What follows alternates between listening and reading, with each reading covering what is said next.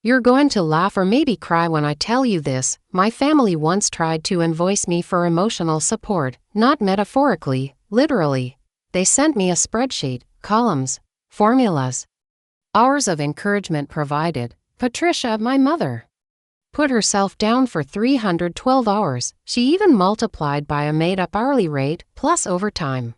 When I opened the email and saw the total $18,000, I actually snorted out loud. The absurdity burned my throat like cheap espresso. But hey, maybe I should start from the beginning. Because numbers were never the real story.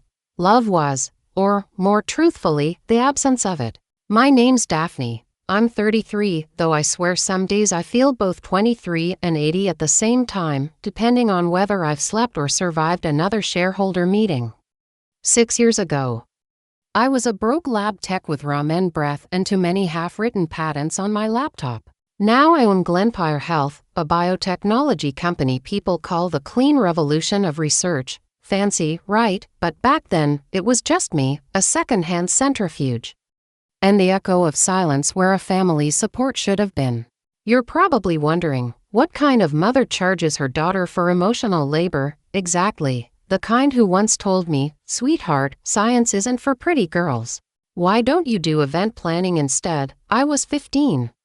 I remember because Vanessa, my older sister, golden child, serial heartbreaker, was trying on her prom dress in the living room while Dad kept filming her on VHS, repeating, "That's my perfect girl." I was in the corner holding my acceptance letter for a summer program in molecular biology.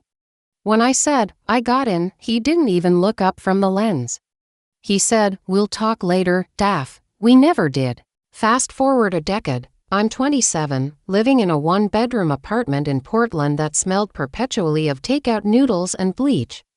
That particular Wednesday was my birthday, March 19th. The city was all drizzle and gray. Windows. I'd just finished sketching what would become our first patent for a contamination-free testing unit, something to help pharmaceutical labs reduce cross-reactivity. Back then I didn't have the funds to file. I didn't even have a proper desk, just an old dining table where one corner slanted downward from water damage. Still, I loved that table. It had splinters that caught light in the mornings when the sun managed to come through. And somehow that made me believe I could still find beauty among ruins. At noon, I checked my phone. Nothing. No messages. No happy birthday, balloons in text form. At 2, out of stubborn hope, I called Mom. She didn't pick up. Dad, same story, Vanessa. She'd blocked me months earlier after I politely declined to lend her $2,000 for a business opportunity.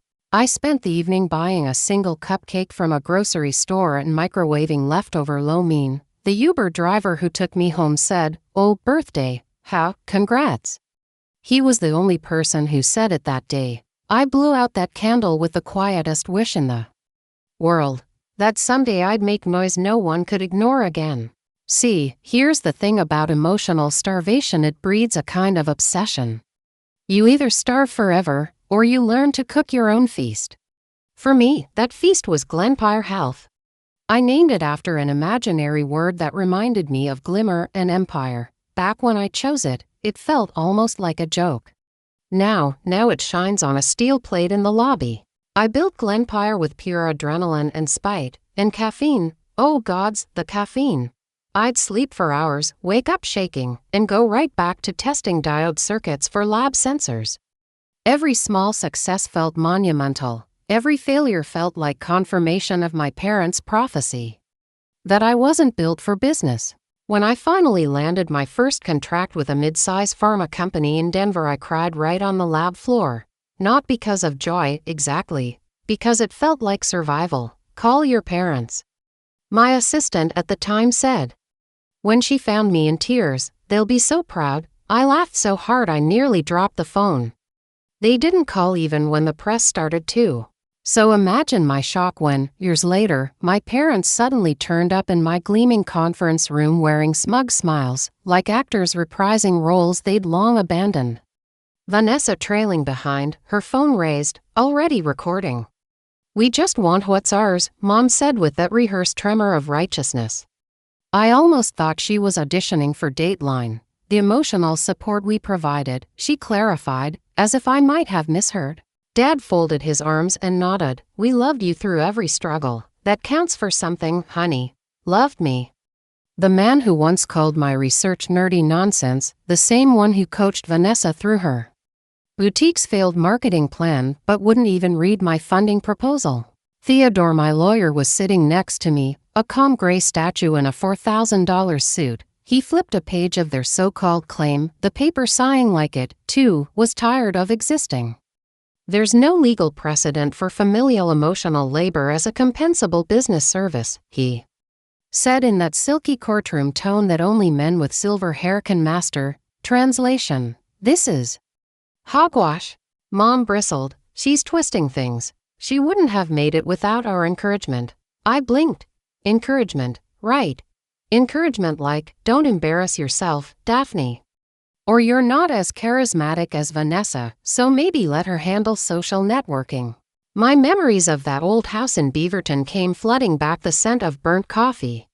The sound of Vanessa's laughter downstairs as Dad helped her film a boutique promo while I stayed upstairs. Cattle oging enzyme asses no one cared about. Encouragement, that memory had teeth. You'd think I'd yell, but no. Silence has always been my weapon. You didn't call me for 6 birthdays, I said quietly.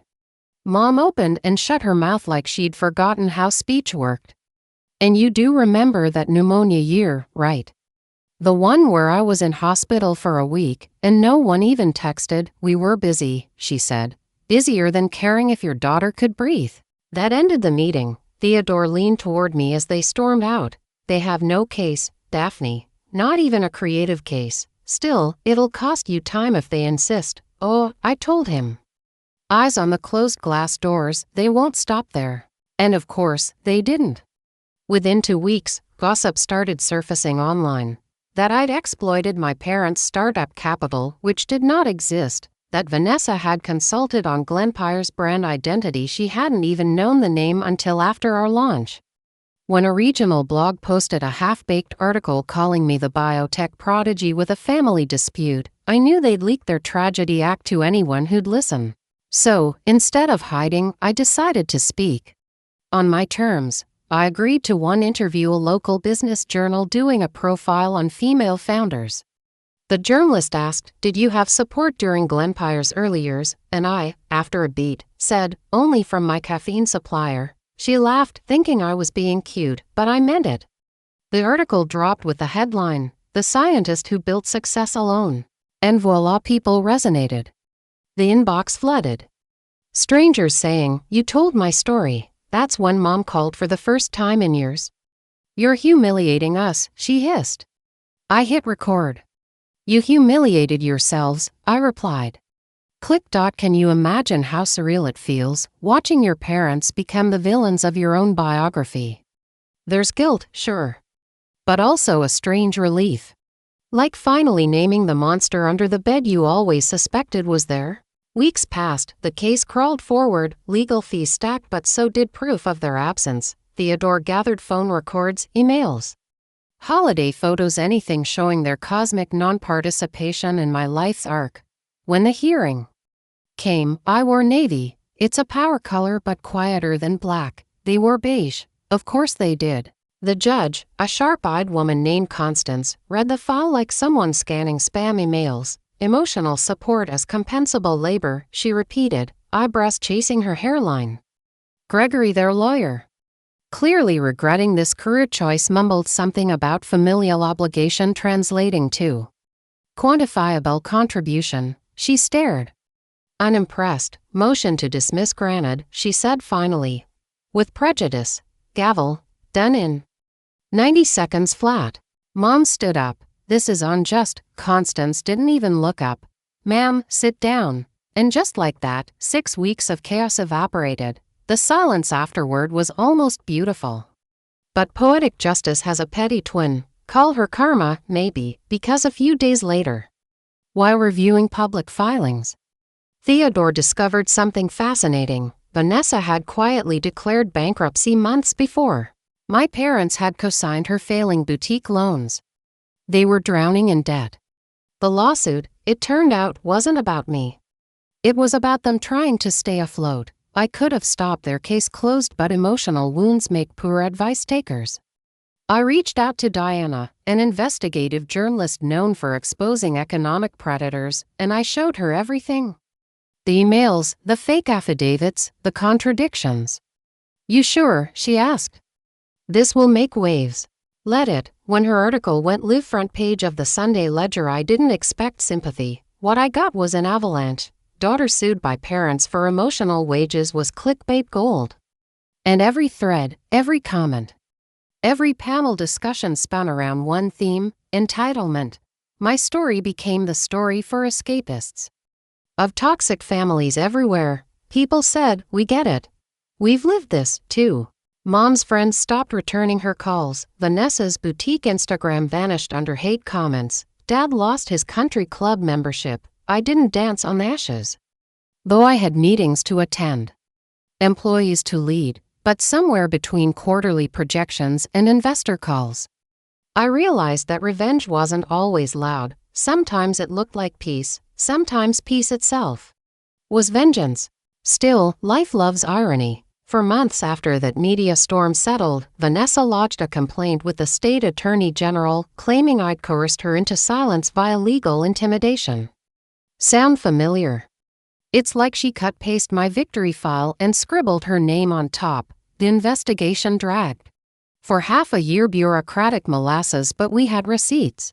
Literally, every negotiation email, every signature timestamp. The complaint died quietly, unceremoniously, like an old rumor losing oxygen. Something changed in me during those months of waiting. I stopped feeling angry. Each step away from their chaos felt like walking out of a burning house into crisp autumn air. There's a particular scent when freedom finally outweighs fury. It's part ink, part sunlight, part disbelief. I poured that clarity into Glenpire's expansion, mentoring young women who came from the same hollow kitchens I once did, the kind where daughters are invisible until they succeed. We built scholarships for STEM students without family support systems. We called it the ECHO program, because sometimes echoes are all we have left from the voices that were supposed to champion us. When people called me self-made, I stopped correcting them. Yes, I had mentors, colleagues, luck, but emotionally, self-made fit. 2 years later, out of nowhere, Mom sent a letter. It smelled faintly of lilac perfume, a scent my childhood knew too well. 6 handwritten pages of "We miss you, we suffered too, you misunderstood us." Not one sentence about accountability. I read it twice, mostly out of morbid curiosity, then slid it into the blue legal folder labeled archive. My reply was 6 words, typed in Times New Roman: "Do not contact me again. Goodbye." I think that was the moment I truly exhaled. But life, being cheeky, wasn't done spinning plot twists. One afternoon, I got an email from a documentary producer. They were doing a series on family and ambition, wanted to feature my story. I hesitated, but then thought maybe survivors need to see that the world doesn't end with betrayal. So I said yes. They filmed for days, interviewing me, Theodore, Diana, some employees. The tone was honest, not sensational. The final cut, self-made, "The Price of Blood," aired the following spring. I braced myself for backlash. Instead, viewership exploded. Women wrote saying, "You gave me courage to cut ties." Men, too, saying, "Now I understand my daughter." It turned the scars into something useful.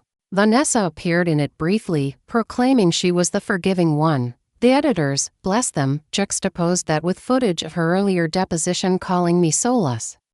Internet loved the irony. After that, Glenpire's value doubled, investors lined up, boards lined shelves I'd once feared were just dusty dreams. And as for family, they faded.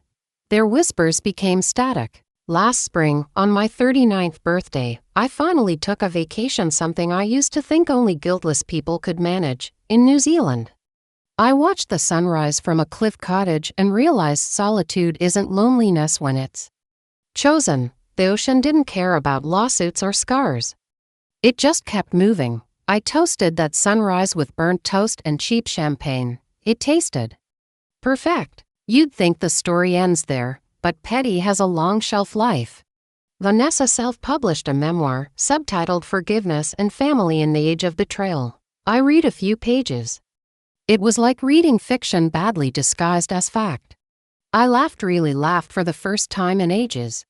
Then I slid it into the same archive box as everything else. The past, properly filed, is surprisingly quiet. Now I'm 40. Glenpire crossed $100 million in annual revenue last quarter. The mentorship program has supported over 3,000 women.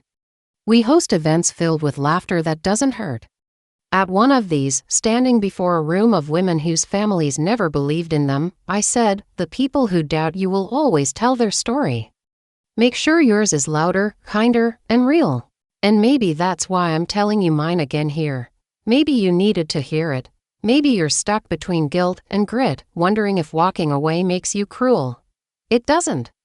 Sometimes the bravest thing a person can do is build a life beyond the ruins of expectation. If any of this hit home, if you've ever felt erased then decided to rewrite yourself back into existence, share this story. Let someone else know they're not alone. And don't forget to subscribe to Revenge Diary, because out here, we're building a whole new kind of family, one that actually cheers when you win.